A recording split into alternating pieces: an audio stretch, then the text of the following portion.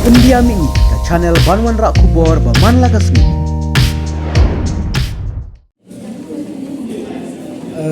Kani kejingwan jungi kani kejingwan jungi hangni kumkinasis jong ka Meghalaya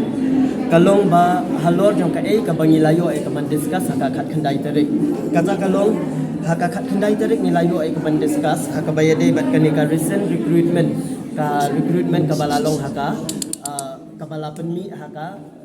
kratarik jong badai benyo ka advertisement kabalong purely in a contractual basis the halor jong kata ka recruitment ni wan ya kaban kendu ai madam amprit haka khat khandai tarik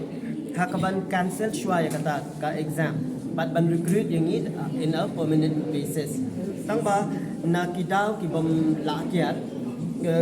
but na ka jingleng kot kapor nimla shu ya kaban walk out ya kata bangin pendam no ya kani ka exam hendai nilarai bakani ka jingwan jungi hakaba mentasni karai jungi kalong bakani ka exam kan ya kum kalong kat kum ka advertisement kabala penmi ka praterik jong panai benyo but kani ka exam kan ya be kabanlong haka alpunyo tadi kamut kan ya be kum kalong kata nabenta ki laispa alsan teliki contractual nurses but haka bayade but ka permanent part nila ikren haka khandai tarik haka bat kin recruit permanent te kumta ka nakabenta ka permanent post kila assure yang iba ka permanent post kan long shispan ru pusau tu di post kapan mi ka advertisement within the end of this month lande haka first week jong August de haka bayade pat kini ki points ki ba ngila pan snow haka khat khandai tarik kum ka merit based recruitment ensuring the transparency public notice of qualified and unqualified candidate haka bayade bat kitu nakaliang jong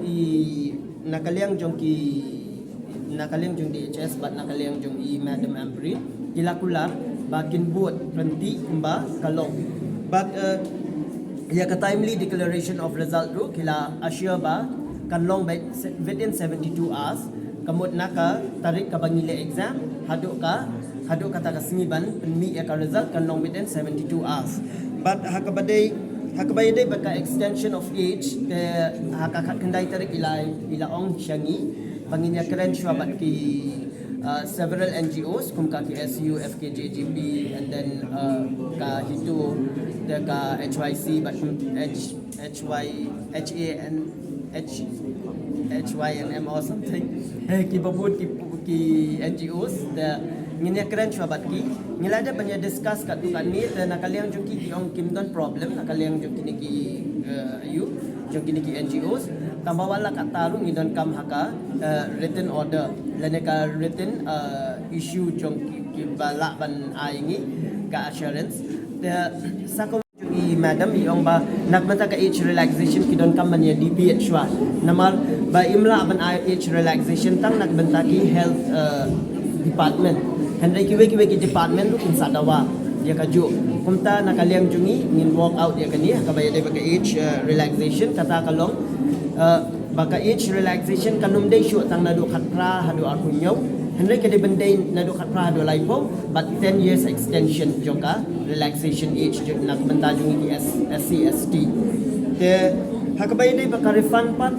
I ong kumbangi ju le exam namar ba kiwe ki feel ru kumbaki ya le exam kamut kinum la show kaman refund ya ka ka ba ngisi nak benta ka examination fee ta katu kala sa be kundu ni makalong de nakaliang jungi ni la show request ba hakabayade bat kani ka post ka recent post ka balong life pa absently balada I recruit ru bakani kan ya betang kat kum ka given period of time kata kabalong khatbei banai thik but ginom kanum entertain yang ila na kanum pasobha yang kum kinas lada I extend shu ya kanika kam namal lada I extend ka bumud kan stop